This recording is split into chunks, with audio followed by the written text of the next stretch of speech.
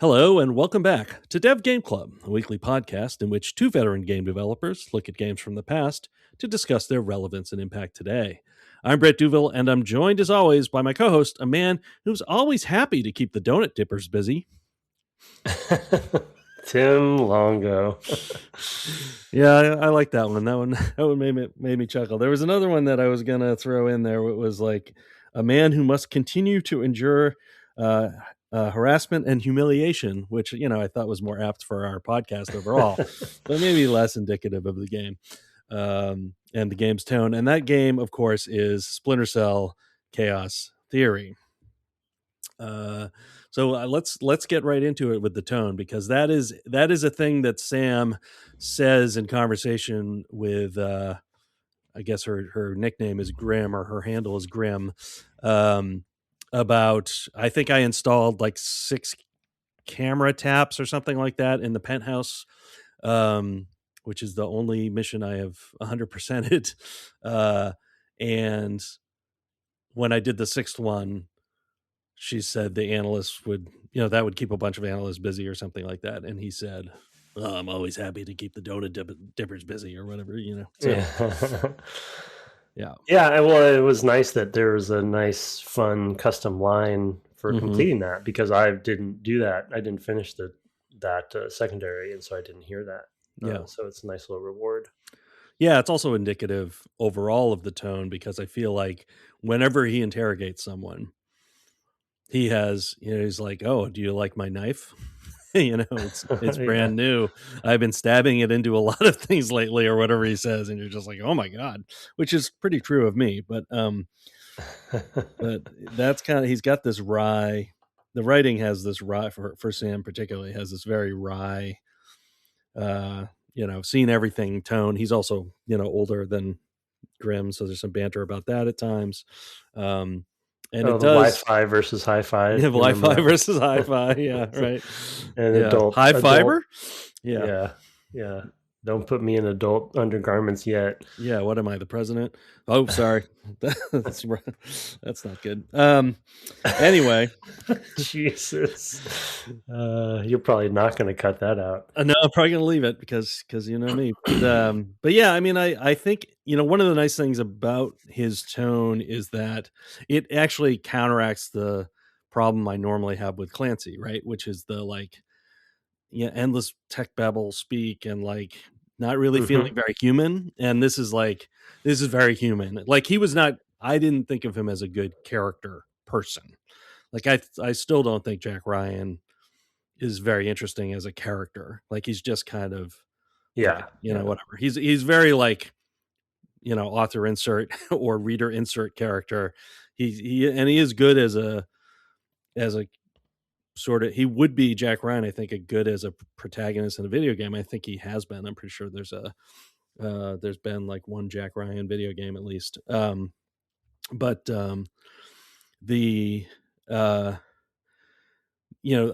actually really appreciate that they didn't go that direction. That Sam is his own person, and he's got his own character, and he's seen a lot, and he's kind of done with all of it, but this is how he pays the bills, or whatever. Or maybe he just likes it. Who knows? It's hard to say. But giving him his own character and not having to make him a player insert character is a great choice for me. I cannot imagine if he were silent. Yeah. It's the just not to be overly what's the word do I want to use? I am tired right now, so I'm losing my words. But anyway, not to be overly academic about it, but in a very Shakespearean way, you need humor to counter drama. Right. Comedy to counter drama, right? That was, that's my touchstone. Shakespeare didn't invent that concept, but that's my touchstone personally. Rosencrantz and Guildenstern in Hamlet, for instance, and every one of the tragedies has some humorous characters, and that's pretty kind of 101 drama stuff. And I think that, again, we've constantly pitted Splinter Cell and Metal Gear against each other in this series, and we will continue to do so. And it's probably very much, potentially a cultural difference, but also just creative differences, um, and there are different types of humor differences as well. And Metal Gear gets even wackier and sillier over time. With a smoking monkey. Was it a monkey? No, maybe it was an ape.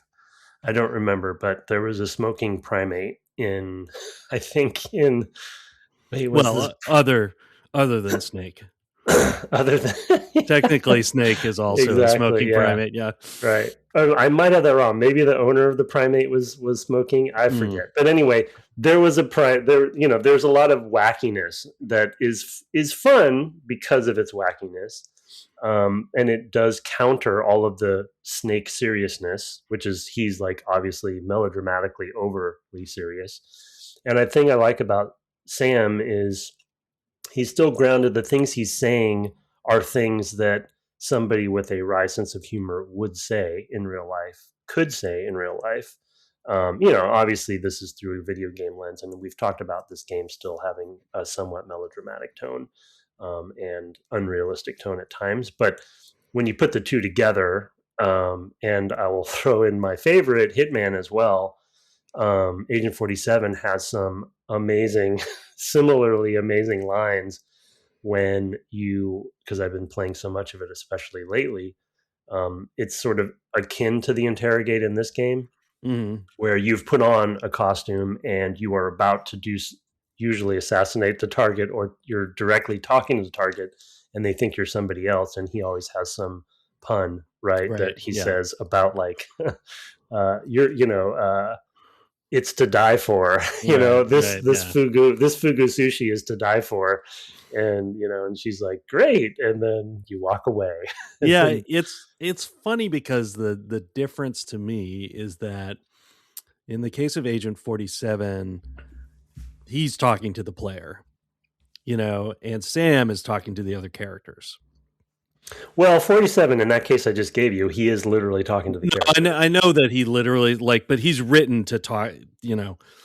He's Oh, you mean there's sort of a breaking of a Yeah, double meaning, it a feels double like meaning. that to me. Like Yeah. it's meant to like he's sort of like he's not turning and winking at the camera, but the puns are his way of turning and winking at the camera. Like That's true. aren't we They're having more. fun, right? And I don't Yeah. think that Sam doesn't read that way to me. Like this is very deeply Sam's character, and like Hmm. Hitman Hitman is funny because I don't think of him as having No. a lot of character other than the fact that he makes all these puns.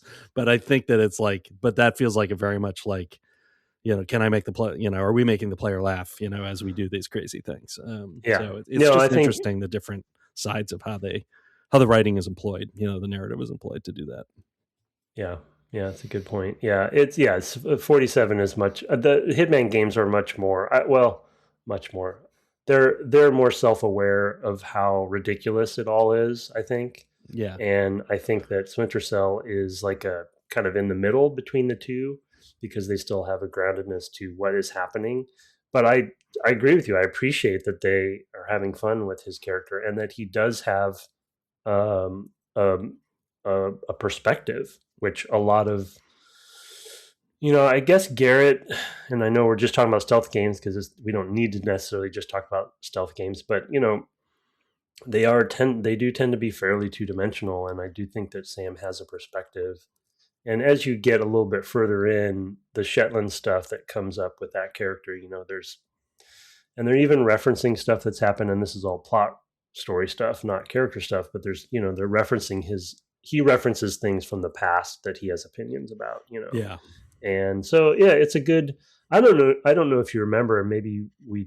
I don't think we talked about this in the first episode, but from a writing perspective, when the first game came out, it was something that came out of nowhere, because Rainbow Six was, I think, the only Tom Clancy game of note at the time. Maybe there was a Ghost Recon that had come out, and nobody knew about Splinter Cell or what it was. And I think it won some awards even for that initial game. And it sort of it charted a course for the series where people started to really appreciate Splinter Cell specifically for the character and story within a context of a genre that didn't usually have it, or if it did, it was Metal Gear. So it was like so different, so opposite. It's like you either love or hate Metal Gear in those ways, Right. and it's just ridiculous for what it is. But and so the tone and writing and characters for Splinter Cell has always been something that has been called out, despite its it's sort of again exaggerated version of that. And I've been appreciating, similar to Hitman, also just like we talked about, the real world locations and the real world tone of what you're doing and why you're doing it. I've just enjoyed that so much more than something like Metal Gear. Yeah, I mean, I have noticed in some layering of backstory. I feel like in the bank, mission briefing, or maybe while you're approaching it, they say, well, one of the reasons we know the layout of this bank is that you've been here before. And I don't know if that's in a prior game, or if it's in, yeah, well, I guess it would have to be a prior game, right? Because he was a new character, right? This was not a Clancy character, I think we talked about. Yeah, I couldn't remember. I didn't go. I noted that too, and I was going to go look and forgot, but I don't remember if that was in the previous ones. I mean, it could have still been something in his past that Right. wasn't in a game. Right. Yeah, fair They enough. did actually have books, I think, too.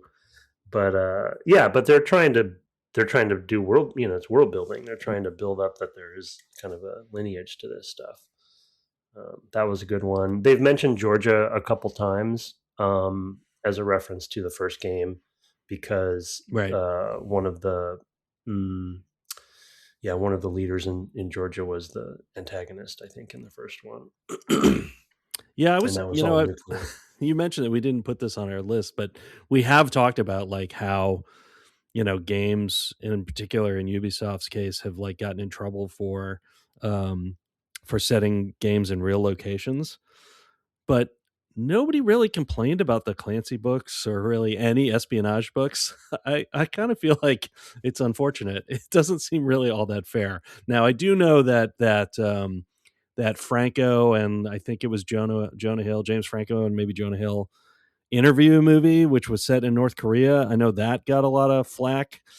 That North Korea wasn't happy about it, but North Korea. I mean, yeah, speak of the devil, right? Like Right. it's in the game too. Yeah. Now, was that movie good? I didn't see it. No, I heard that. Well, I did not see it either, but like, I feel like the Rotten Tomatoes was like 17% type deal on that one. So that was not. I don't see a lot of comedies anyway, Tim. I mean, life is comedy. oh boy, know. Wow. Maybe you need to see more comedies then. They do serve a purpose, even the silly stuff. But I mean, I'm just with the movie example. I've been thinking of you with a new and another final movie in a particular series coming out soon. I've been thinking about you. What's his name? Steve-O? Yeah, Jack the Last and Best. I was trying not to say it because I've got to mute that out now. Oh, sorry. That's right. I don't even equate that to a bad word. Yeah, I know you don't. Okay. Anyway. Yeah, exactly. Yeah, I'm looking forward to that. One of my guilty pleasures. I just lost it. What were we just hitting? Oh, with the movie example, I think it's a good one. But the reason I asked if it was a good movie is that I have a feeling that if it were a good movie, it wouldn't have gotten the same kind of flack. Do you know what I'm saying? It's like no, so the flack came before the release because of the Sony hack. Oh, okay. All right. So it was never mind. Yeah. It was all doesn't matter, but in general, like I mean, all kinds of movies are set all kinds of real places, like the Bourne movies or whatever. Yeah. Like and nobody complains. Oh my God, you set this movie in a real place. I don't know. I was thinking about that this morning, or maybe last night. Just of like, yeah, it's weird that games get that kind of flack. Or they did over.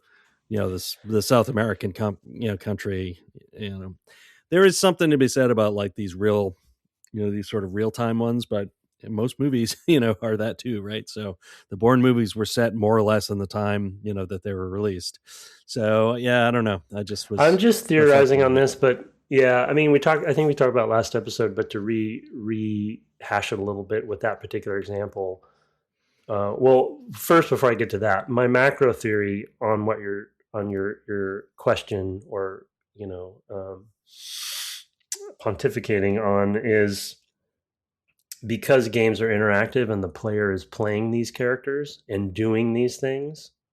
When you are going to quote unquote Cuba and doing the things you're doing, I'm wondering if it has a different impact on I mean, I think society. I And think it then two, might, the but I don't think political leaders play video games, so I don't know that they have a no, leg no, to no, I stand on. don't. Yeah. Yeah, I just mean, well, but the thing is like when they don't play them, but they hear about them from somebody in their Yeah, life. that's true. And when the we have plenty of examples thanks to GTA of this stuff going on where it's like, well, they didn't play them, but they hear about them, and then they Right, yeah. think, and then they're like, oh wait, what can you do in this game? Oh my Right. goodness. And so we're going to go and sue somebody. Right. But you're shooting a lot of people in Far Cry 6. Yeah, yeah. Yeah. And Well, you Far are Cry in. 6 is not set in Cuba, Tim. No, I I mean, know, that's why I said quote unquote. Yeah, yeah, exactly. But the so there's that. There's also, as we know, there's a different culture around the two mediums, I would say. Well, That I was gonna say there's also, there's more of an international box office than there is a video game international box office, um, overall, just because there is, even though in pure numbers, whatever, but, just that more sensitivity happens. Hollywood's thinking like we need to sell to that Chinese market, for example, in order to make the money back on a Marvel film, right? For example, right? And with a video game, you're not thinking, man, we really got to get the North Korean market or whatever, the Cuban mm, market, right? Um, but yeah, I don't know. There's a lot I probably shouldn't have brought it up because we're taking so far afield. But I just was thinking about it, lately. So it's like, well, yeah. it's an And easy the, scapegoat, though. It's like a cultural scapegoat generally for games. Anyway, you were going to say something else. Second. well, and the other thing I was just going to say, I think there's the gamer culture versus movie culture that I think we can't deny, unfortunately. And I won't spend too much time on that. But the last thing which I brought up last time about this, in that particular example with Ghost Recon Wildlands, is that so Ubisoft's bread and butter was real world political locations before that game. That was what they did, and it didn't come up that often because it was largely not offensive. But Yeah, that yeah. particular game stepped over a line, I think. Oh, okay. And then they started changing their PR tune to cover their tracks, Mm, but still did still did the things they always did. You know what I mean? So it's like they didn't stop making Rainbow Six after that game. They made another Ghost Recon. They've right. made more Far Cries, and they set them in real locations. So it's really just PR spin, in my opinion, because they got called out on doing a bad job on a particular couple games, Mm, and it's just it's sort of like it's just a messaging problem for them. It's like, well, we're not political, even though yes, we are. We're actually y- very political, right, right. So anyway, I Yeah, could go on and on about this, as you know.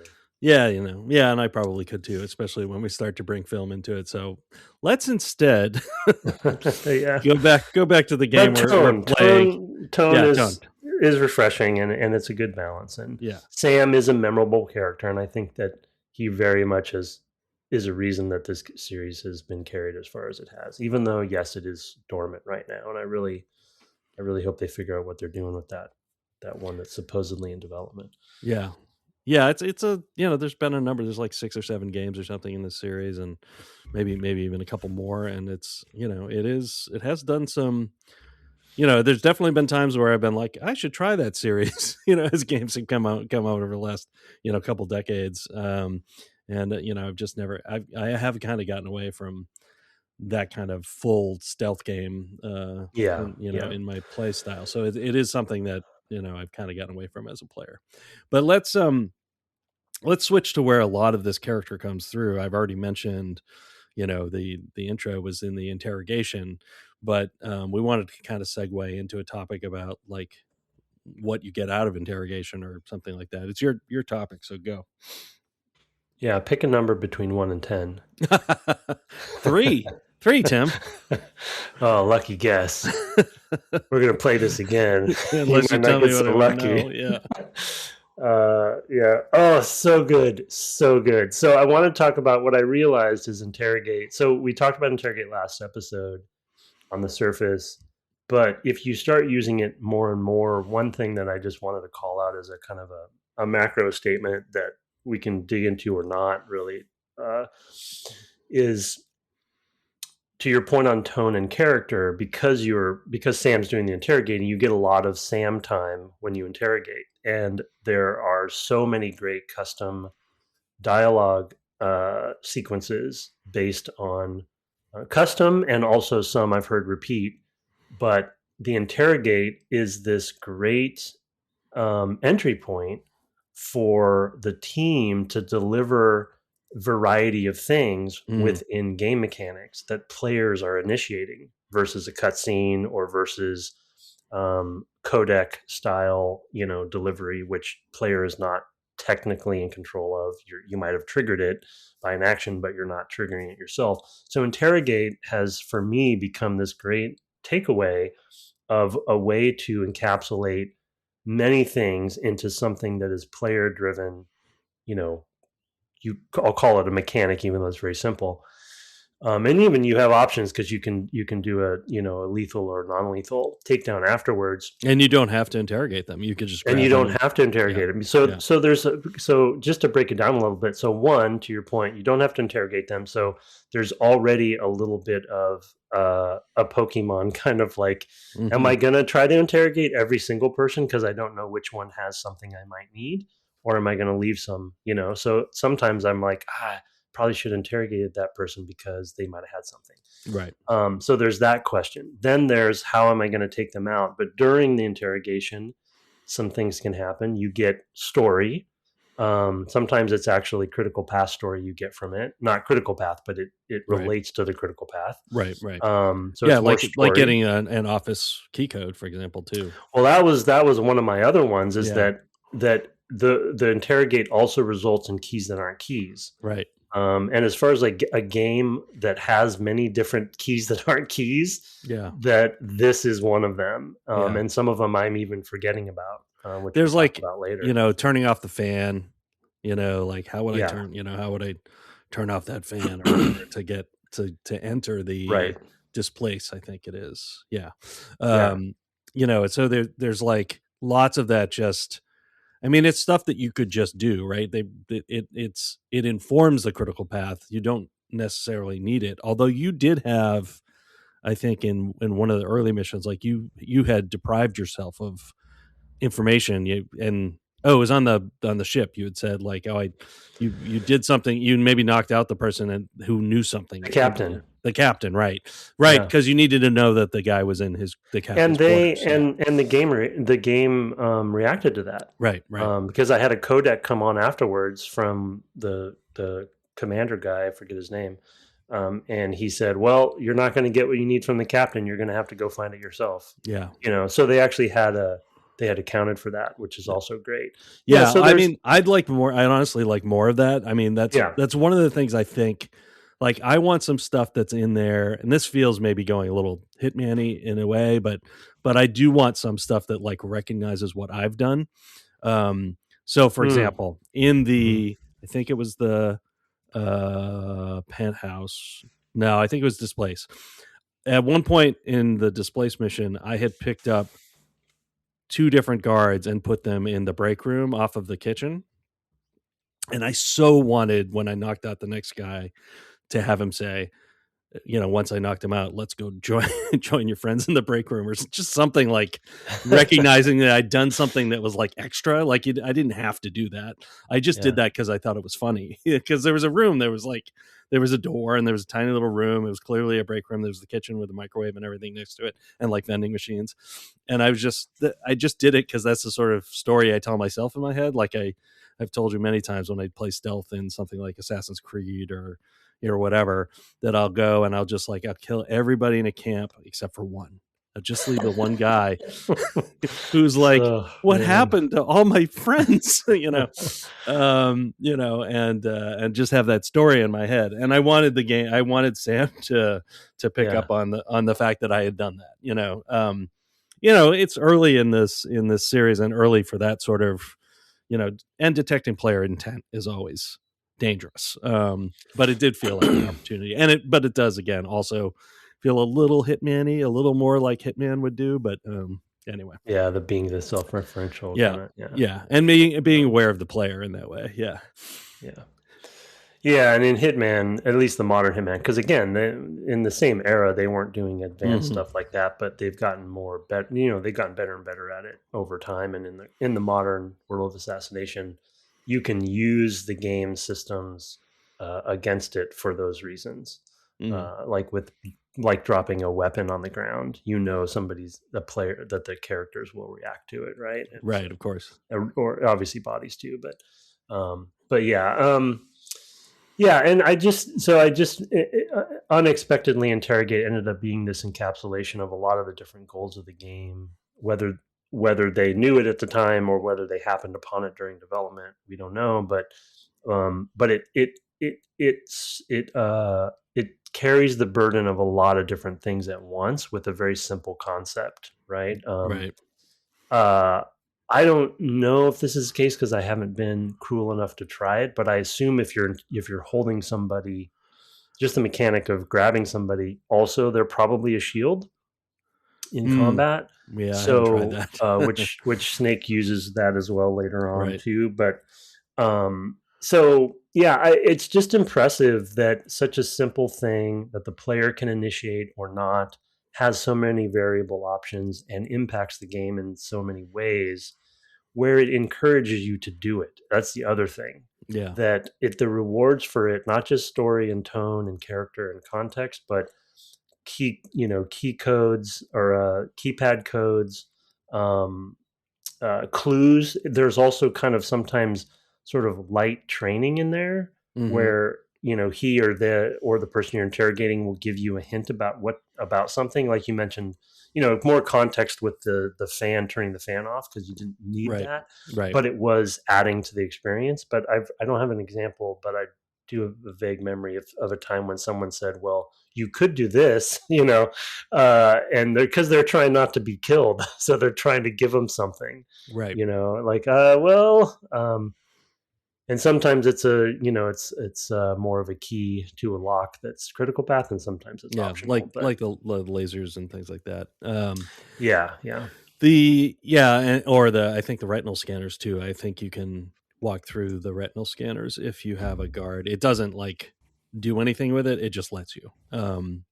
I noticed that on that's another Displace, but again, when the guard becomes another key. I have a funny in Displace, in the Displace building, I'm sure you did the same thing, but there's that laser hallway where I basically just had an unconscious guy that was my key, and I just picked him up on one side and dropped him, and then whenever I needed to go through the hallway, I just picked him up again. So I had the same. So also in Displace, there was a guy there were these two gates with clear, I don't know if they're supposed to be glass or plexiglass or something, to the main elevators for the whole building. And I thought I was going to have to use those. So me too. I kept picking that level was one where I got really, really stuck, and we'll get back to office buildings later. But I kept coming back, and I had this guy that had laid down behind the other elevators, which were internal to the Displace offices or whatever, which I didn't realize for a long time you could use, which was part of why I was stuck. But but I kept going back to that guy, being like, okay, now can I use those elevators? Nope, still can't use those elevators. And I would walk back through, and it was just this poor guy got picked up and put down 7 times as I tried to figure out, whether it was possible. And then at one point I'm like, okay, because there was a guard at the end of a hallway who had a long sight line. I was like, oh, but I know there's a bunch of like plastic bottles on the other side of those gates. So I used the guy. I went and picked him up. I put him down in the doorway, thinking it'll hold the door open. That even though it's not a door, I thought it would hold it open. It didn't. But and then I picked up a bottle and was going to walk through. Instead, I had to throw like the bottle over and then pick up his body to unlock the door again. And then I ended up dropping him on the wrong side at one point, and I was like, "Oh no, I lost my key." And then I realized I didn't actually need it. It'll be sore. Yeah, he's gonna have bruises all over. I wanted to talk more about the lasers because at the beginning of the bank we did very different things, and that'll kind of get us into the gadgets discussion. You know, we both. I expected you to say, "Well, I didn't drop in through the roof because we hadn't yet." I guess you didn't want to spoil it for me. What was going to happen there? So in the bank, the entrance, and it might be the only entrance I think, is through the roof. That's how I went in. It's not how I guess you could probably enter from the side, from that courtyard. I entered from the roof. I thought that would be, it looked kind of cool. And I'll do a couple of little things up there and enter through the roof. But then when you get down to the ground level, you're in this like, I guess like a teller enclosure or something. I'm not sure what it's meant to be, but probably, think so. Probably something like that. Or just like a little security area. I think it's 4 tellers. Yeah. Okay. Yeah, it's so small. I wasn't sure. But I haven't been into a lot of banks and in the islands or anything like that, so who knows, maybe that's how they're all laid out. But there's like these layers kind of crisscrossing that area, as you mentioned last week. And as you're getting down to the lasers, I think it's Grimm tells you, or it might be the Cockney weirdo who's telling you about stuff, that you can use one of your vision modes to like disable the lasers, because they're basically tutorializing that for you, but you just skip that. So I want to talk about that because that's what I was like, oh, okay, cool. I didn't know you could do that. I'm glad you told me that, because I had no idea that I could. The weird thing is you can't always. That's why it's so weird. It felt very like specifically this, but then a lot of times I try to use it and it doesn't remote hack. So I don't know. I know it's more difficult to remote hack. I remember that from the mission tutorials, but I forgot how to do it. So so what did you do to get through there? Oh, I just shot things. Yeah. Yeah. No, I mean, and you were giving me a hard time. That's how I played the first level. I just shot things. I know. Well, I wasn't shooting people, but they're not really people anymore once you've shot them. So okay, great. Then they're things. Yeah. Interesting rationale for a murderer. So I just wasn't. I guess I just wasn't listening. Right when I was coming down, I was too focused on descending my rope. And this will come up actually because it ended up being a major wall for me in the Displace mission, because I didn't listen and I didn't do it, because you need to do it that time. And they do reinforce it in that Displace mission, but I didn't really understand what they were talking about because I hadn't done it before. Right.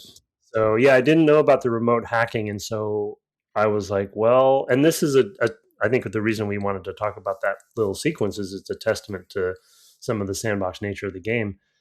So I just silenced, pistoled, shot the monitors of the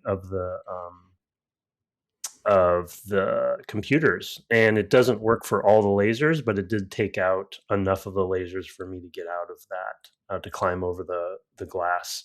So I just so I mean, it's nice that it accommodated that, for me, and that there actually are a couple different options there. I mean, also you could just leave and let the alarm go off and deal with the consequences. You didn't even have to do it. True. So it's like you have a lot of options there. And I have since, now that I do know and remember you can remote hack, I also have been fooling with it more. And it's it's finicky and inconsistent, like you said. So it's a good idea, just a little bit tricky. Maybe it ended up being too powerful, so they had to limit it. Yeah, I imagine that it's something like that. I mean, they do. My recollection, now thinking about it, is that in the tutorial, they do say that it's more difficult to do. So there might be some things where it's just like it's too difficult to do. You just can't do it. So Yeah, but I would imagine it could be problematic for sure. Like, oh, I can just look at any camera in the level and disable it or something like that Right. would be going too far. And would be a different sort of game, I think. Yeah, I mean, it already feels a little bit like Magic, so it stretches credulity a little bit. But I think the Well, idea is Wi-Fi. like I think the idea is Wi-Fi, but in that case, why can't I just Wi-Fi the everything's connected on Wi-Fi? Well, maybe it's not in 2004, so who knows? But I don't know. It just was It was weird. Like every now and again, I can magically do this thing. Like okay, like I get it. It frees you up a little bit on options, gives you another cool thing to do. Yeah, and it's on brand too. I think it fits the spy theme and Yeah, all of yeah. that. So yeah, Yeah, and the it's idea that like that the NSA or somebody has developed things that are like well beyond what we can do, like for example an infinitely replicating intelligence stack or whatever it's called, the Dvorak MacGuffin. I'm like, I don't think that means what you think it means. First of all, infinite is infinite. It it doesn't fit in a it's computer.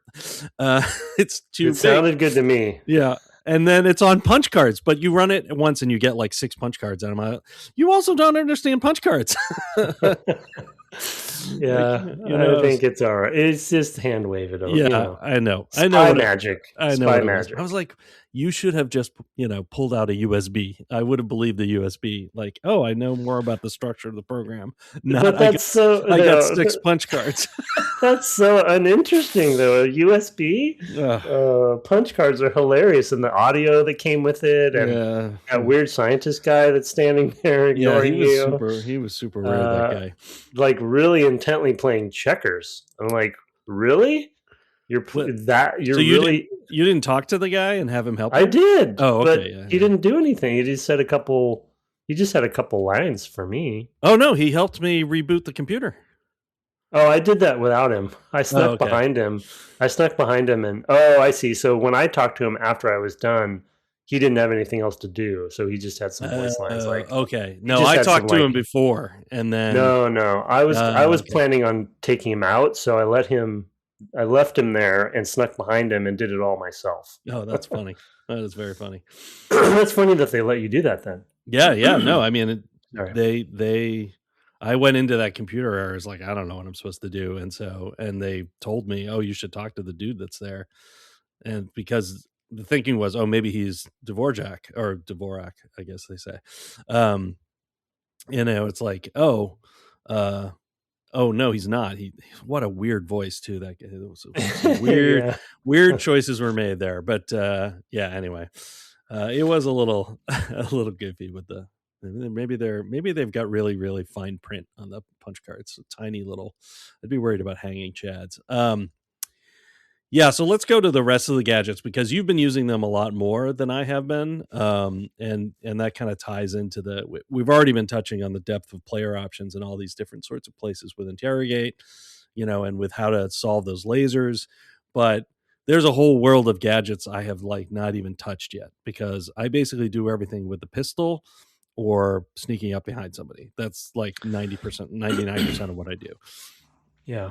Yeah, and that's the bread and butter of these games. So it's good that they got that right and that you can play the game that way. You should be able to play the game that way. And I just was starting to explore, and I love gadgets as you know, especially in spy games. Seeing that that's something that we've done Yes, more. um, and doubled down on. But so like the example I'll give, so there's two topics here that are partner topics, and we'll maybe get to the other one later, of really just the concept of this game has a lot in it, and Mm, I would say potentially too much. However, if you're somebody who's going to replay the game or try to get 100% on the levels, then it probably doesn't. It probably has the right amount. But for someone who's just playing it through once, I think you're not going to end up using a lot of the game, unfortunately, because you can play it in a pretty basic way. But the sticky cameras are the example I'll use that I started fooling with. And I'm not even sure, to be honest, I fully am using them correctly or using all of the things that they can do. But there's a lot going on there just for that. So obviously, it's an attachment for your weapon, for your rifle. You have to attach it. and you have the shock thing, shock bullet, shock whatever they're called, as well. And I use those a lot too. Basically, tasers and a bullet, right? Tasers and a bullet, yeah. So it's a non-lethal takedown there too. So the sticky cameras are interesting to me though as a good example for the depth of the gadgetry, and it's probably, as far as I've seen so far, probably the one with the most depth. The rest of them are more weapon-like or simpler, but this one, kind of like Interrogate, is another good example of encapsulating various elements of the game. So you obviously shoot it at a wall, and it's silent when it hits. If you right click, it does a little distraction sound. A little attract. Yeah. Attract, and it'll pull them over. Obviously, it's a camera, so you can also use it to zoom in, look around corners, look at things from different angles that Sam would never be able to see. So that gives you early warning on someone's patrol. I use it for that. See, what I use for that is quick save. Sure. Okay. Fair enough. Fair enough. And that's fine. There's no, save scumming is a term I've never liked personally. Yeah. No. I mean, I'll often go up to a door and I'm like, in the first few levels, I would use the optic cable and all that stuff, and now I'm just like, I'm just gonna open this stealthily, and then if there's somebody behind it, I'll just reload. That's fine. I think again, it's like, yeah, this high and mighty attitude that save scumming is bad and that people are not, quote unquote, being good or playing the game right. If you're safe, like stop that. That's ridiculous. Yeah. Those people maybe have more time than I do. And yeah, maybe there's some other things. Or patience. I think there's some other things going on there too. Yeah. Ego maybe being another thing. But but the thing that I like using the sticky cam because it is a great part of the sandbox and it's just fun and interesting to use. And then if you do the signal thing, I think on the left trigger. So right trigger is the distraction. Left trigger actually shoots gas that knocks them out when they get close. And if they shoot, I think if they shoot it, it might release the gas too, because sometimes I've had the gas release and I didn't actually do it myself. So it's also a non-lethal takedown. Don't quote me on that. It actually might be lethal. Okay, but I think it's non-lethal. But because the gas grenades are lethal. I've used those as well to take out a whole room. Okay. You'll know what I mean in Hokkaido. There's a great sequence that I won't spoil for you. Yeah. I really liked Hokkaido. That's maybe my favorite level so far, but just because of its level design and its flow and its setting and everything. The lighting is amazing in there too. Great shadow work. It's just if Interrogate is a player action that, again, has all of this stuff wrapped into it that exemplifies and really shines a, no pun intended, light on all of the different aspects of the game that the player is initiating, Sticky Cam is another example of that for me. That's a gadget, right? And it's just, another mechanic, but it has so much going for it. And then you start, because it's integrated into the sandbox so well, then you start thinking outside the box on ways to use it, and even if it's just to distract somebody, not even use the gas to take them out, but just to distract somebody. Yeah, just to make a noise, right? Yeah. Yeah, to turn around and they when they're in search mode, they walk so slowly, methodically. They're like they're being very careful. And that gives you so much time, because if you do it down a hallway and they turn around and they're like, okay, I'm going to really slowly walk toward that sound. I was slowly, I turned inch by inch. Eons, yeah, to sneak up behind them or whatever. Yeah. So, gas grenades. It's also interesting. Like, I feel like the interface choice to make everything fire and alt fire, which was very UT, right? And other Unreal games. It's very controller design. Yeah, it's very controller design based. Yeah, yeah, and it's funny because I don't like. It's not it, but having made that choice that everything is fire and alt fire, it means that that for every object you have, you want to open up what you can do with it, right? Because now you have two buttons to interact with it. So Yeah, becomes a it lot. gives you a lot of options that way, and that's kind of interesting too. So is it like that you fire the sticky camera and now you're looking through it until Yeah. it's okay? Yeah, there's probably, like I said, I don't think I even understand all of the different controls for it. There's probably, well, if you hit escape, I think you go back to Sam. But Right. yeah, once you fire it a couple, like a beat later, you are then looking through the camera. Okay. And you can tilt it, you can zoom in, you can aim Yeah, it my somewhat. question was whether I could return to that camera later, you know?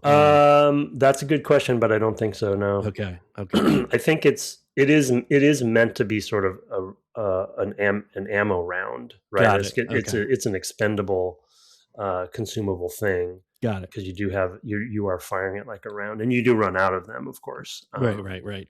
Well, they're Yeah, expensive, Tim. they are very expensive. I really, really, I know we talked about this maybe in the first episode, but I really, really wish that the loadout was a real loadout system Right, yeah. because Yeah. I want to pick how many of a thing, unless we just don't understand it. But the weird thing about it is that, oh, I just realized something. Oh, Okay, I'll get to that in a second. But the okay. weird thing about it is in the loadout sequence for the campaign, they literally have empty slots Yeah. in all three options, and it's like, what? Why are there empty slots Well, in I this? will say sometimes the options aren't even distinct. There'll be Redding's, I think his name is Redding's, loadout, and then he's basically just saying use the stealth loadout. His loadout is the same as a stealth Oh, loadout. they're the same. I didn't Yeah. notice. I on one of them it was like exactly the same. I was like, Oh, he's just suggesting one of the two of them or something? he's That's not, so but weird. it's not always that, which was the weird thing, So, My yeah, yeah, it was a really weird. my possible revelation that we may or may not, sounds like maybe may not get to do now is, multiplayer. Oh yeah, In the that system might actually be more robust in the multiplayer where you yeah, actually can fill all the slots. yeah. We know how. It's just scheduling right now for us is dastardly. Yeah, Yeah, stick yeah. around till the end of the episode for what our schedule is over the next few weeks, because it's gonna be well, hopefully not too disruptive to our Maybe release we should try schedules. to do it as a bonus episode after, Right? when our schedule isn't so bad and we're Yeah, both yeah, back. yeah. Yeah, Could because be. I really think we have to play co-op. Yeah, I really would like to. So it's, I mean, I know how to do it. It's just like you're away, then I'm away, and so Yeah, we might and have to. this one has Yeah, I have this to do it doesn't. as a bonus that we break it in the middle of something else. So we'll talk about it offline. Yeah, But that's true. We could do it later. Yeah, there's yeah, no rules. We can do it that's out of right. sync. Or we This could just do it on your stream. That would be the other thing, and not. Yeah, Yeah, yeah. And this has spies versus mercs as well, right? that's The correct. Yeah. In PvP, fact, the which, email is about that later. yeah, So good. Which is, I guess we probably won't be able to play that, but that is also like a allotted kind of anomalous mode that even we reference daily because yeah, of what we're doing in our day jobs, as a very unique approach to PvP in stealth, yeah, which really hasn't been matched since. We're not doing it with Octavia, of course, but in that same way. So, right.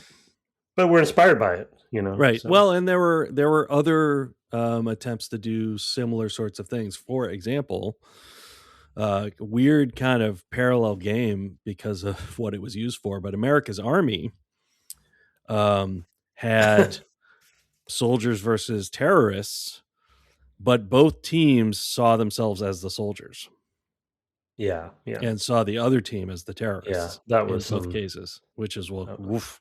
that was some weird. Yeah, that was some rough stuff. Yeah, that's I not remember something I that. want to discuss further, really, because we're Yeah, not talking about that game. But like looking back on that, like I'm way more skeeved out now than I even was at the time. And at the time, I was pretty like, I was like, well, that's interesting, but I didn't think about it more than that because I think we were busy shipping a game, so I didn't really think about it. But yeah. I think it came out during Republic Commando. no, Yeah. it was earlier Starfighter. Oh, Starfighter. Okay. or Jedi Starfighter. Yeah, but it was definitely earlier than Republic Commando. Well, So I think there's the thing about spies versus mercs in this case, though, is that the two big things, and I haven't played it since it was out, so I don't remember the details exactly, but I think there's two things happening. One, it's asymmetrical, right, and I think the characters are asymmetrical as far as like one team space spies and has different abilities and sneaking around like you do in the game, and then as you right, would imagine, and the it's mercs are the ones, asymmetrical in player count, right? On and it's each team. asymmetrical in player count. Yeah, Yep. So because the both of spies those have so much things. more flexibility. I think there are fewer spies, right? That's the whole. Yeah, yeah. There's fewer or one. I don't. Yeah, maybe one. Yeah, I don't remember exactly, but that was, that was a very cool concept and very a revelation, I'd say, yeah, for how to problem solve this. You could have just done a game all about one or the other, but right. why? That's just doesn't sound as Yeah, interesting. I mean, without having played it, the one thing I would worry about would be the the thing about how multiplayer is often structured is that like people generally exit the game or a team exits the game at the same time. Um, but if like you're the mercs, presuming that people don't get back up, um, that player basically has nothing to do till the end of the match if they get taken down in the first few minutes, right? So, whereas if your whole team is eliminated, Yeah. in typical multiplayer games with like multiple teams, so like the PUBGs of the world and things like that, like that team just goes and joins a new match, right? They just kind of leave and go do Yeah. something else. Matchmaking In problem Fortnite, yeah, it's a more matchmaking than problem anything. for that. Yeah.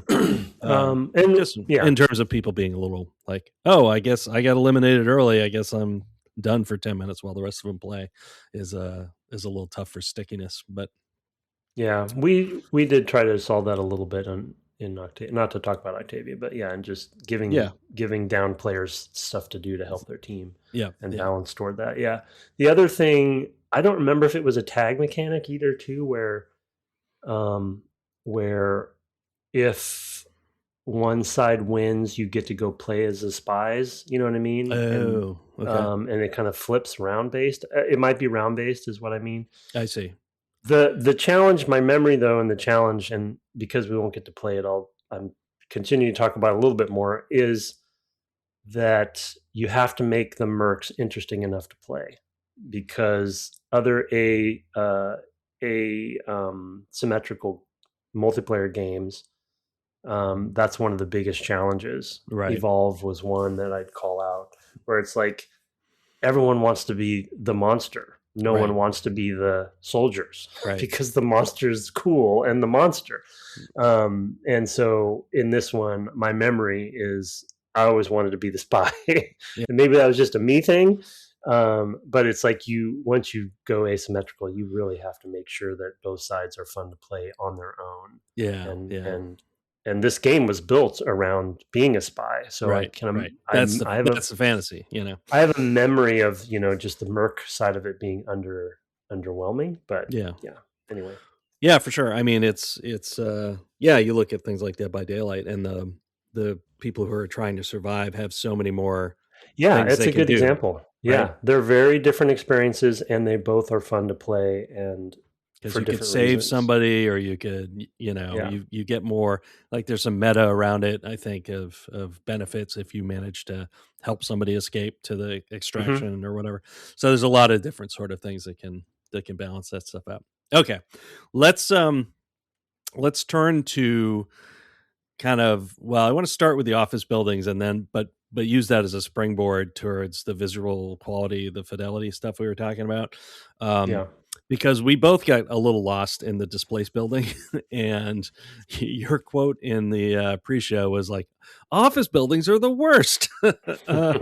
Which is funny because it's also well, it had two things. One, yeah, we both got lost, and so it was like really hard. I could not follow the map in that level. I was like, I'm not sure where I No, am, and there's no landmarks. Yeah. yeah, and then, but actually, there was a bit of micro level design in there that I actually really liked, and that was, um, the guy with the briefcase that you have to like remotely target, which was a mechanic you didn't understand because you didn't do it I'll have to explain what happened even more. Yeah, Yeah, but yeah. We'll get to that in a moment. Well, I'll do mine and then you do yours. So mine was so at the very beginning of the level, he's basically in the hallway between like two wings of the building, for lack of a better term. It's like in front of the elevators. And he's there, but if you get up kind of close and peek around the corner, they see you. So I was like, oh, I'll just like pull back and I'll do it from further away. But a nice little level design moment was like, there is no long distance look at that interaction. Like you can only get up close. Like, so the wall, it's like it's not how a hallway would normally be built. It was like, because normally like a hallway would go and it would go either to a T, or it would continue on, but you would have longer sight lines than typically. Like, so I just was like, this thing that I want to do to like get around the AI detection distance, the level designer blocked off by making the sort of wall that was sort of straight in front of me just cut off enough of my sight line that I could not, with the wall that was to the right of me, that I could not see these guys beyond it. If I went up to the wall in front of me, I could peek around, but they'd see me because I was too close, but I couldn't pull back. And I was like, oh, they frustrated me in a healthy way, like a useful way. Like I felt like, oh, I'm going to have to find some other solution. The other solution, unfortunately, was I just had to kind of wait and they went somewhere else and I targeted it somewhere else, which was kind of less exciting. But it was kind of a cool moment of like, okay, the level designer knew I was going to try this. What am I going to do next? And I really liked that moment, even if it was my least favorite level so far overall. Yeah. That's a good nuanced thing that maybe through iteration and playtesting they found. But that's or it was just good planning. Yeah, that was a good one. Yeah, it's the whole briefcase thing is interesting in general because I think what they might, like the perfect playthrough, what they might want you to do is to do it when you're above before they leave the room. Maybe because you have a vantage point there and to do it like in a sneaky way. But I didn't do any of that. So not only did I not know, and again, I missed it in the bank level. So it was like, I hadn't been using remote hack at all. And I was like, okay. So to be fair, I've used it twice. So yeah, well, and she does reinforce it generally. She talks about sort of the Wi-Fi element of it and stuff. But because I hadn't used it before, I didn't really know what she was talking about. And I was like, okay, stay close, whatever. I'm just going to go get the laptop. So my approach was I jump into the room and scare the hell out of them. Okay. I taser the guy. He drops the briefcase. And they actually accounted for this because there was a voice line, because she says, oh, well, or the commander says, oh, that's one way to do it. And everyone runs away. Or I take everybody out. In the next room, so, it goes out, when you go out of that conference room, there's like a lower room below. There's a little bridge, right? And you go below. There's a laptop on the table below in the next room. Yes. I thought that was the laptop. Oh, I did not realize it was in the briefcase that he dropped because I tasered him. It was on the ground. It was on the ground of the conference room this whole time. I was stuck for hours. I feel like. Wow. So you went to this, because there was that room, and there was basically a guy just kind of standing there. Who looked like an executive to me too, and I was like, "Is that an executive?" When you interrogate him, you ask him about coffee. So of course that's right. Yeah, there's a lot of coffee, freeze dried or ground. That was a good one and too. He's like, "What? I don't know." So it was very And then the guy goes on to say, "Well, you want cream and sugar? Please don't kill me." Good stuff. So there was just a lot of unintentional red herrings there that I was stuck on. I was like, is this the... And I did end up having to look this up. This is the only thing I've looked up so far. And I was like, oh, it's the briefcase. The laptop is in the briefcase. Right. Yeah. The briefcase is still sitting in the original first room on the floor. And you probably can't interact with the briefcase directly, or can you? No. So you have to do I don't think so. I think I tried, but I don't. So I just ended up, once I knew that, because the main guy, like I said, I tasered. He's just laying on the ground. Right. And so I was like, oh, are you kidding me? And because unless you get the code from that, you can't actually do the server. So I actually went all the way through the level, basically nearly finished the level, was in the server room because it tells me to go there. There's a objective mark. There's an objective marker for it. Right. I'm like, I'm here. Why can't I access the server? And of course, they did tell there is a voice line that says you need the key code for it or whatever. Right. The access algorithm or something. Yeah, and I missed that too. So it's like, yes, it's me not listening, but also when you have only voice lines telling you this stuff, like the goals, I guess, do sort of also tell you that, but they don't tell you the mechanical thing that you need to do, right? The mechanical thing tends to be in the voice line, which is like use your such and such to do this and that, and they don't reflect that information in the goals. Yeah, I agree. And that's a mistake. Yeah, and these were the days when we did overly rely on VO to solve our problems for us. Yeah. Which was really our fault, right? It's the developer's fault in that case. It's just, if you miss a voice, because voice lines are temporary, once they're ephemeral. Is that they're temporary. They're ephemeral. So they go away, and you're just like, if you didn't retain that information, you're done for. So I mean, you might be busy when that comes in. I mean, to your point last week, like sometimes voice lines come in where they make no sense, right? Because there's a dude right behind you and you're like speaking in full voice in your vocoder or whatever. So I had to go. I went all the way, picked up that guy to go through the laser room hallway again. Put him on the other side. That whole place was singing with photons. And so I just had to go back, and I'm literally standing next to the briefcase with my scanner, looking at it. Wow. And then did it that way. So wow. So it's cool and interesting in that it did technically account for me being, that was like total knucklehead stealth, right? Because I didn't sneak up on, I just dropped into the room during their meeting, and they're like, holy what's going on? It's so funny because I didn't do it that way at all. I went around to the stairs or something. So like, so you went just like a totally different path in the level, and I it's very funny because they didn't even get to the hallway that I found them in, that you're talking about. Because so did you also not get the instruction about the glass that could be made opaque or not? I found that later. Yeah. Okay. So if you don't do what you did, the next thing they do is they leave the meeting room and they go through a door that has an opaque window. Yeah. No, I did see it eventually. What you're talking about. Yeah. Mm-hmm. So, and they go through it, and like Grim says in your headset, because you're there, like trying to listen to behind the door to their conversation. He says, like, I'm just going to open the window, and I'm like, open the window? What is he talking about? And then he comes, and suddenly his face is there. Like I can see his body. I'm like, where did he come from? How did he open the door? Like, no, he didn't open the door. The door's still there. And then she comes in and says, it's fancy window or whatever. Yeah, this glass that can be made opaque. Which are real things, right? Probably not exactly the way that they describe it, but yeah, sort of. Yeah. I think those are real. Yeah, but anyway, and those are all over. That's in the server room too. Yeah, when right. The electricity comes on, and and the guys come in, and they reveal them. So I as soon as I started that conversation happening, I jumped back on the rope and climbed. Yeah, that's what I did too. I barely made it out of there, but it was a nice mission. I lost a couple times there, so I got killed a couple times. I'm like, what am I supposed to do here?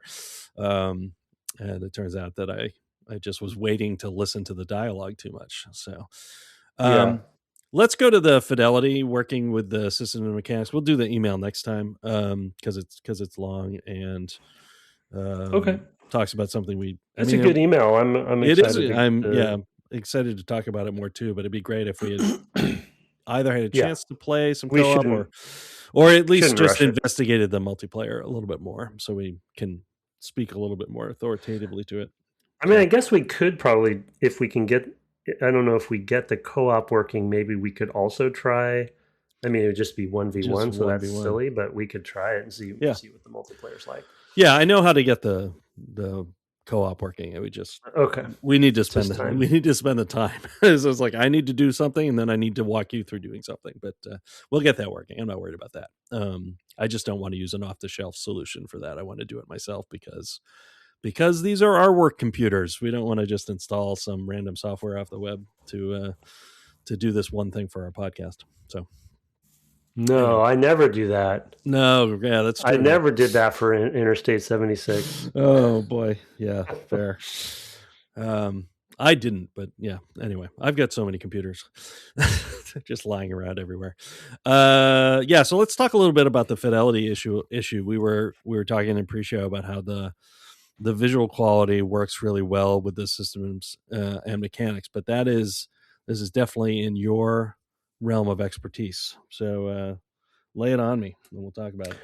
Well, at the time when the first game came out, and really pretty much almost all of them in the series have been not only just for Unreal, but for third person.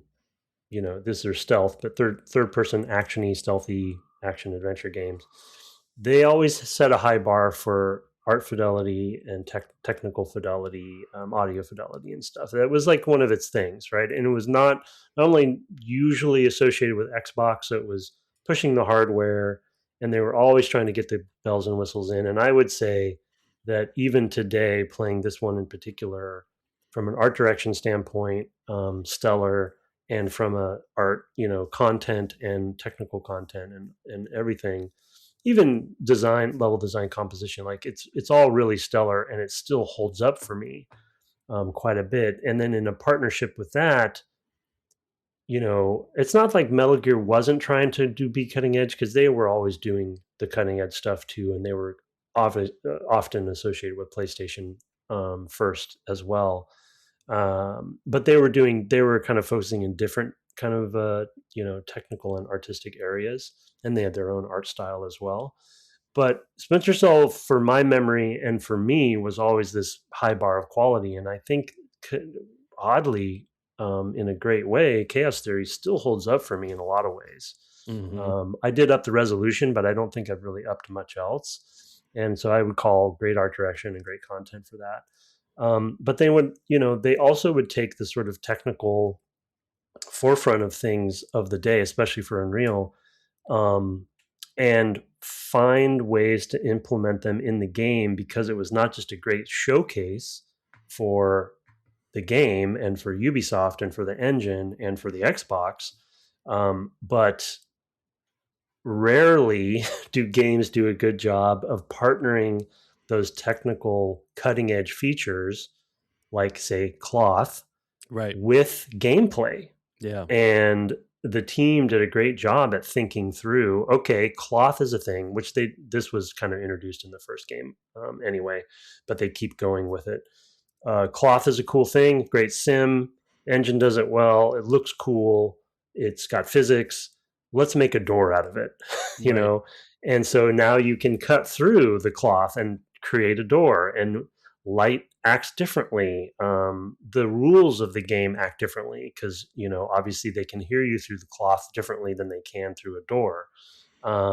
Yeah, and I wasn't expecting that cameras would, like, just knowing that the era, I was like, "Oh, this camera's totally gonna detect me through this cloth. That's not gonna block it." And it totally did. And I was like, "Good for them." Yeah, You yeah, know, I was like, I mean, because it looked like a heavy, thick piece of cloth hanging from like floor to ceiling. Those are not typically like, rayon or something. It looked like a tapestry type, thickness. And I was like, this is totally not gonna work. It was for the extra objective on the penthouse level. I'm like, oh, this is the first thing I'm going to try to get to that camera, but it's totally not going to work. So I'll have to figure out what I'm going to do after that. And it totally worked. I was like, oh wow, good for them. You're like, yeah. this cloth sim actually, interacts with this the vision, the camera vision, the line of sight. I guess the line of the word. Yeah, and they thought about that and they implemented it, and it showcases cool technical elements that oftentimes, I mean, they have ambient stuff like flags and curtains and stuff in places, but most of the time cloth was just a thing for that. It was just to make it feel like a fleshed out world. But rarely are those sorts of things also integrated. So of course we've talked about lighting, right? Lighting is key in this, and this is a segue to a recent a recent interview that we'll mention. shadow work is also key. The way that they've lit, the way that they have the shadows working, because they're smaller levels, smaller play spaces, fewer characters, they can have their shadow fidelity be higher to compensate for performance. So they've made a lot of really smart decisions to let the technical and visual aspects of the game shine. Yeah. Again, no pun intended. Yep. The game opens with a Dolby logo, Yeah, it's true. Yeah. Yeah. and this is a play with headphones game. Like, audio is critical, and it's not just for the NPCs; it's for you too. And if you stay still and really listen, you can hear someone's coming down, the hallway before you see them, and make plans based on that. And so it's just, I wanted to call out that, because in my opinion it is so rare to have the technical and visual um, cutting edge features of an engine be so well integrated into the gameplay of the game. I wanted to call out that. And then on the lighting segue, which I guess we can both talk to, because we've talked about lighting earlier and its importance of dark and light. But Clint himself was in a recent interview. He's just started a new studio. I think he's probably making the rounds, which is great. Congratulations to he and his team. But he was talking about the high fidelity engines of today, PBR specifically, which you'll need to talk to more than myself. Yeah. And about the challenge for stealth games in that regard, when things have gotten so photorealistic and so rendering simulation realistic, that it makes the clarity of stealth and lighting harder. Yeah. Yeah. I mean, I think typically, so it's physically based rendering for those listening at home who are like, PBR. Is that a beer? It's Sounds like a sandwich to me. it's the modern rendering. Yeah, PB and what? I don't know what the R is in that, but it's it's kind of you use more information in all of your textures to reflect things like albedo and like different ways that basically light interacts with different substances, and it makes everything look a lot more photorealistic in general, if that's your artistic approach, and these games are, they're meant to be that. Back in the day of this, it would have been a mix. It's clearly a mix of light maps for lights that can't be shot out, so things that are just far away, like the moon or something like that, is not something you can do about. The moon is the moon, and that light would be baked into the level, and then they have dynamic lighting on top of it, that are all the lights that you can shoot out, and they probably have specific areas that they fall on, not to the degree that you tag them, but typically you don't want more than a couple of lights in this day. I mean, is that true of Unreal 2? It's been a while since Unreal 2 for me, but my recollection is like that absolutely. You didn't want to like a lot of lights interacting with any given object. So typically, and you kind of see that in the levels, it's like lights are pretty sparse. It helps focus it though, right? Like, yeah, it's good. There'll be one dynamic light in a room sometimes. Right? Yeah. And like whether or not you want to shoot that light is a question you really want to ask yourself, is like, is that going to draw somebody in? Like, there's the noise factor, and like they're going to be such a good combination. Yeah, it all works. Dynamic really well. Lights, yeah, are a cool thing technology-wise and artistically, and also in this game gameplay. Exactly. Yeah, they tie really, really well to that. Anyway, the thinking was with the PBR is that there would be an issue of like the shadows being sharp, the lighting being clear, to the player, just like through visual inspection. And like I sort of alluded to, it's actually more of an artistic and creative decision whether or not that's the case. You can still achieve that with physically based rendering. You just need to really think about it, as you're constructing things, of like, oh, how do we want to achieve our gameplay goals with our with choices in our art, direction, and how we light areas, and I think it's achievable. It's probably harder, but then everything is harder in a way, because we have so many more options today. Everything is harder. So it is just a constraint you need to put on yourself of like, how much are we going to allow things like global illumination to be a part? Like maybe you don't want to turn on that latest bell and whistle because it does make it harder to make more readable shadows, and maybe that's not a thing you want. Maybe you don't want, every time somebody fires a gun that it, changes the lighting in a room, for example, right? Because you've got Yeah. this system where you probably have some light probes or something on Sam in today's engines that are like, how much light is hitting Sam? And if you like introduce these very hard to predict lights for the player, that would interfere with all of that. So I get why it's tougher, but I don't think it's. I think it's just something you have to really think about at the beginning of like, we're going to make the choices to use these things versus not these things in order to achieve the same goals. So, or how to use them. or how to I mean, or how to use them, right? Yeah, Which I is mean, what you did before, right? So it's yeah, exactly. It's the same problems. I mean, I think Clint isn't here to defend himself, given the benefit of that. But I think you're right in that his points were really, my memory of that article was that he's summarizing it. The summary is that he's also talking about how much more difficult it becomes. Yeah. And that it is a direction challenge, and it is that you have to rethink how you're going to direct, not just the overall direction, but just lighting direction, level, whatever, art direction. And but it's like those problems have always been there, but just easier ways to solve them. Right. And I think what I liked about what he was saying is that right now, because the engines can do so much more than they've ever done before, and achieving photorealism is so much easy. It's still a lot of hard work and assets generation, but it's a lot more possible to achieve it than it's ever been. But the goal, and I would actually say this for any photorealistic game, the goal isn't to be photorealistic, or shouldn't be to be photorealistic. You still need art direction. You still need a perspective on what the game is going to be.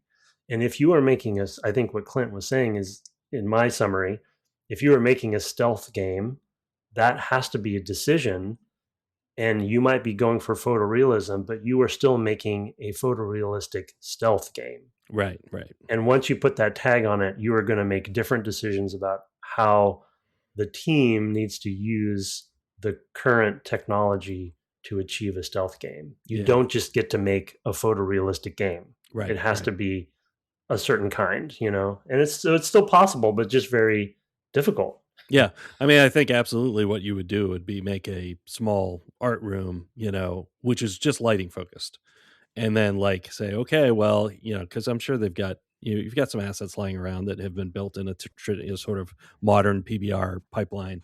You put those in an area, and then, you do some video of that, of walking through that space, and then you do paint overs and saying, okay, these shadows need to be more dark. How do we achieve that? How do we, and you just kind of like, you iterate on your process in pre-production, figure that out. And it's hard, but then you solve that problem and you use it to inform everything else you built from that point on. Like, oh, we had to not do this, and we had to add this, we had to use this channel of texture information for this, and that sort of thing, or maybe even build a whole new shader model in some cases, depending. Well, an example like to your point about the Unreal 2 of the time, you could still, like, just as an example, I'm not saying this was actually would work or be the right decision, but just to prove the point, to your point on like having one, beauty corner room that you're using, and you could do it, paint over it, probably with Unreal these days, you could do it real time as well and just start fooling with stuff. But you still could make the decision that even in a game today, even though you could have 100 lights in one room, you still could make the direction decision to only have one. Right. even though the engine could handle more. Right. Yeah, for and sure. You're like, no, this game still is. There's one dynamic light in here, and if it goes out, the player knows it's out. Kind of stuff like that. Right. So again, I'm oversimplifying it, but there's still. It was just a very timely. I had seen the article before, but shout out to a friend of ours, Harley, who sent me a link. Yes, I think sent both of us. Former interviewee. Former interviewee is like, hey, you might want to read this article, and just by sheer coincidence, came out while we're doing this series. So right after the first episode, so she sent it to us that weekend. So, thanks, Harley, if you're listening. I think you are because you're playing along. So, enjoy. I hope you're enjoying. I hope your whole place is singing with photons. All right. Well, we had one more topic, but we're starting to have podcast fatigue, so we'll talk about my other topic next time when we finish up, which will be our takeaways episode. Rather, this is our third episode of the series. We'll do one more. I'm going to aim to finish. I don't know if you'll have time because you are doing a little bit of travel. But in terms of our schedule, so we will be off next week. And then we'll be back on the week following, and then I think it's going to be possible for us to record the week after that as well, but that will be a new game. So I will that you and I have to talk about how to do that, but I think it's possible. So because I am traveling after you're traveling, we're definitely having the summer schedule hit us right about now. So we will do our best, but we'll definitely be off next week. And we'll definitely be back the week following. It's after that we're a little fuzzy. So we'll see. We'll update you if we know more. You can shoot us reviews, and we actually got some emails this time, but we're running long. So shoot more of those at devgameclub@gmail.com. We'll try to catch up next time with the takeaways and whatnot. And as you point out, a good one in there. We're on the web at devgameclub.com, and you can find my co-host twitching at twitch.tv/ Tim Longo Jr. with the JR at the end, where we might at one point figure out how to do co-op for this game, and maybe we'll do even the regular multiplayer 1v1 at some point. Check for future notes in our fan run Discord, where there is a channel for when people are streaming, there's a channel for that. But there's a link for that in the show notes if you'd like to join in and see all the fan discussions there. Maybe we should get some community members in on that. That could be a thing we do too. So we will update when we know. Our intro and outro music was written and performed by the immortal Kirk Hamilton, commissioned by friend of the cast Aaron Evers, and our logo, Discord, merch store, all of the things are by Mark Garcia. Have fun stealing French governmental bearer bonds this week, and good night. Good night.